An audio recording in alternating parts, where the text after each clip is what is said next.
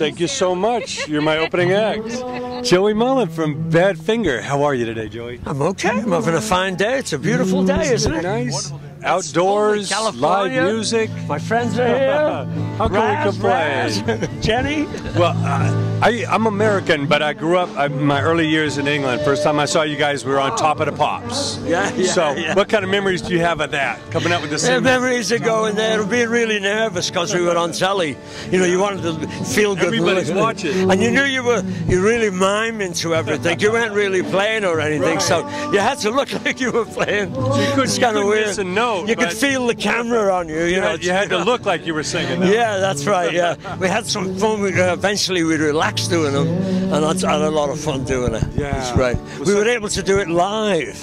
Eventually, which was a knockout. Yeah. They changed their rules? Yeah, they did. And they had these shows, a series of things. They were good stuff. Yeah. Good stuff. Well, you have so many songs that are the soundtrack of our lives, you know. It's always good to hear them. A little bit of our life, anyway. A little bit of our life, yeah. Those songs bring us back to that era that's innocent. Yeah. It was, you know, people really enjoyed and really followed the music, you know. Well, I think the people still really enjoy the music, man. Yeah. I don't, you know... I mean, I don't know. I'm old now, so the way young people look at music and the way they enjoy it, and it's not really that big a piece of their life. You know, it's about as big as a pair of shoes or whatever. You know what I mean? It's just music. It's lovely. Yeah. It's lovely, and the people are lovely. We get to come and play for them. It's you know, that's me. But that music meant so much to us. Now, obviously, you collaborated with Paul McCartney on "Come and Get It." Tell us how all that came about. Well, the band was.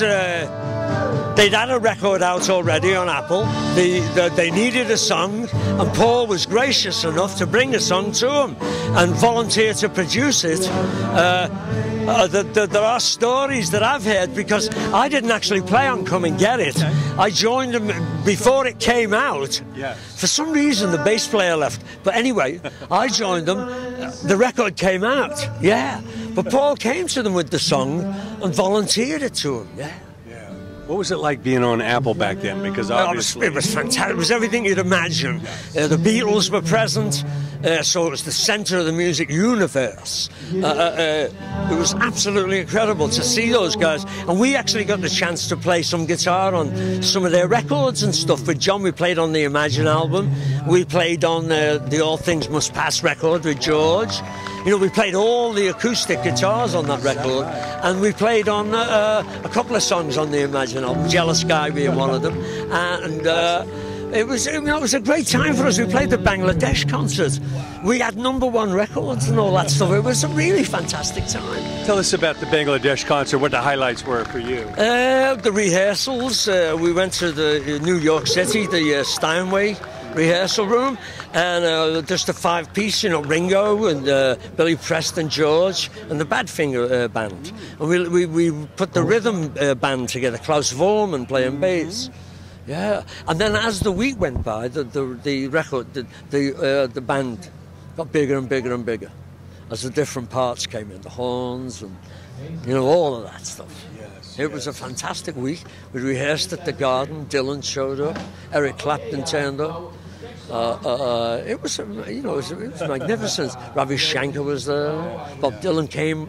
He came quite by surprise and played a little set on Saturday afternoon. And they worked out that short set with George and Leon, I think, played with him. Ringo, maybe. It's always great when you can combine great music with a cause, you know, help people. And play. And it really showed that concert really showed what could happen. I recently got a commemorative platinum record of it was a DVD set, 4 million units. It came in the mail like several years ago now. But it continues to raise money for the children, for UNICEF, which is where all the money goes. Sure. Yeah, George's foundation, and it goes to the children. Yeah. What could be better than that? Yeah, I have it on my wall. I'm really proud of it. So many great memories, and you look at Paul McCartney, he's still doing it. Paul is still on the top of the game. I went to see Paul last year. Brian Ray was kind enough to get me a couple of tickets. Mary and I went to see him, and about 3/4 of the way through the set, and this is no lying, I started to cry. Right out of the blue, I wasn't feeling really emotional. I was enjoying myself. I'd had a couple of drinks and that. So it was, Paul McCartney was on stage. The songs are magnificent. The guy just sings like a bird, puts his life on it right now. You know, it's just fantastic to see him. So I was knocked out. I was enthralled, yeah. The music, the songs are so timeless. What is it about the songs from that era that stand up so well? It's the performance as well, man. The songs are great. I don't know where he got the songs from. Who knows where the songs come from? You know, oh, I had an idea. You know, that doesn't really explain it. But those songs come, and for some reason, when he performs them, it's magic. It is magic, man. Wow. You know, because you go to bars and you see guys sing those songs. They're still great songs and you love it. But when you see the man perform those songs, it's like, wow, you know. The voice is intact. The energy is timeless. Yeah. Brings it to life right there now, yeah. The 50 years between just seem like nothing. That's right. It doesn't make any difference at all, yeah. Through Muso, he's great, you know what I mean? He's knockout. Yeah, you see him collaborating with these young artists. He's still just on the top. Whoever he likes, with whoever he likes, he does it with. You know, he doesn't see any boundaries between us. He just, it's fantastic, isn't it? It's just, man. Now, all that you've seen, what advice do you give to the young songwriters, the young players today? Well, they need to concentrate. Be aware that you could be the next McCartney. You know, you could be that good. Well, maybe not that good, but you can hope. Keep on working, man, and read your papers, read your contracts, read them, or get a lawyer. Take care of your business. Take care of that, man. I'm telling you. Yeah. Oh yeah. Thanks so much, Joey. It's always great to see you. Keep on rocking. Thanks for coming. Thank you, man. Appreciate it.